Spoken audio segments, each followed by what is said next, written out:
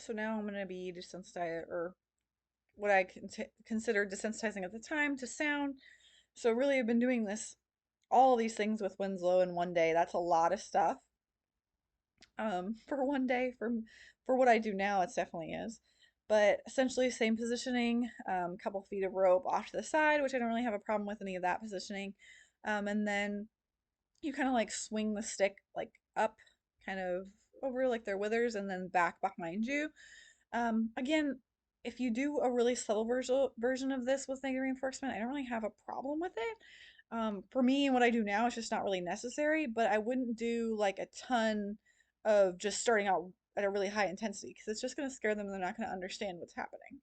So you can see like me kind of transitioning from like this one extreme of negative reinforcement to like a little bit gentler version, kind of with like the Mustangs and with Caster specifically, if you watch his videos. Um, but yeah, so there could be a little bit less intensity here. I'm just kind of starting off just smacking the ground pretty hard. Depending on your horse, like you kind of have to see where they are mentally and like how much pressure they're going to be able to take because this is pressure. Lots of people think that it's not, but it is for them. And like I'm just starting off at a pretty high intensity and then just kind of getting closer and closer and closer. Um, so I thought originally that I was going to do that one where they do it like over their head, but I'm just smacking the ground over to the side. So, um, and then getting closer over time. So essentially with this lesson, it's like, okay, you're supposed to smack the ground and get closer and closer and closer. If the horse moves, you just kind of continue doing it. So again, flooding. He doesn't seem as concerned with this as he did with the rope. Still really high head, ears kind of not, they're not pinned, but like setting back, still looking around, like looking away.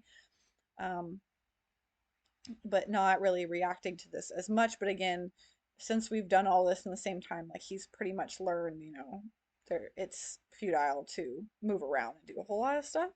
So then he was turning his head over to the side here, and I had like pushed his head back, and that's where you see him kind of like him raising his head and like pushing his nose over. So I think he was trying to maybe go away from me and away from the stuff. I'm not really sure why he was going, because he was going toward the stick. But when you're doing these lessons, you're told to keep their head straight and don't let him turn towards you. And so I'm pushing his head over, and that's just making it worse. And he's just continuing like pushing into it because horses naturally push into pressure. But I'm not really sure what he was trying to do originally. Was just trying to turn and go the other way, probably, even if that meant kind of going into the pressure. Because I think he's tried going away from it and that hasn't worked. So maybe that's what it was. Is he was trying to go away, but like toward it, maybe. But again, not teaching him anything good because I've taught him, okay, this noise happens sometimes, and then if you move, I'm gonna like punish you. So, um, again, more like classical conditioning is happening here, where being with me causes a lot of pressure to happen. So, again, he's trying to go forward. I'm punishing him here by bumping on the lead rope. You can see his head up, trying to get his head away. Really tense body language, obviously a really high neck. None of that is good for him, like physically whatsoever, also mentally, but you can just see in his body how tense he is. So I mean, that's not doing anybody any good. Um, and then you're supposed to continue with your desensitizing, until you see a sign of relaxing. That's essentially what this is taught with negative reinforcement. Basically, what you're gonna see is a horse kind of just like, okay, well, just like him, all of these things aren't, all these escape behaviors aren't gonna work. So, okay, I'll like relax a little bit maybe, or they kind of get used to a little bit maybe, but they're not completely relaxing. So like usually you're going to see the relaxation happen after you've stopped. So let's see, maybe his neck's really tight and tense and he might lower it a little bit. And so that would be with this with negative reinforcement, natural horsemanship, one of the signs of relaxing, even though maybe his neck's really tense and he's tired of holding it up. So then I would stop, and then usually after I stop with the stick is when you get that a horse where they kind of they might lower their head more, they might lick and chew. It's because the pressure and the thing that was scaring them has stopped. You usually don't see it as I'm either tossing the rope on or making sound with the stick. So that is an important distinction too. So I'm doing the same thing on this other side here.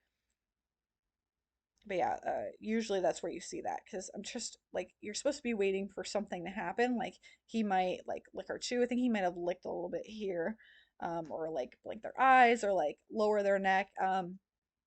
So maybe they were slightly less scared than they were before. But in order to cause those reactions, the horse has to be afraid. So just like if someone scares you, like your mouth is dry, you're not eating anymore, like you're in flight or fight, you're ready to run or you're ready to fight, and then afterward like you relax and you go back to just your normal baseline nervous system.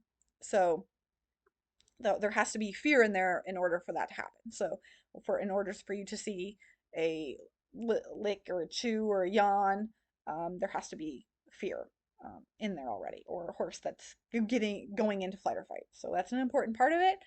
um, so again, he's just kind of chilling here. There's my lick and chew. It, like I said earlier, after I had stopped, I think I'd stopped because maybe he blinked. But after I had stopped, now we have the lick and chew. Now we have the stretch down. Now we have the yawn. After I had stopped, because that hitting the ground with the stick had scared him, and now it's stopped, and now he's like, "Oh my gosh, it's gone away." He can relax a little bit. So that's important to discuss.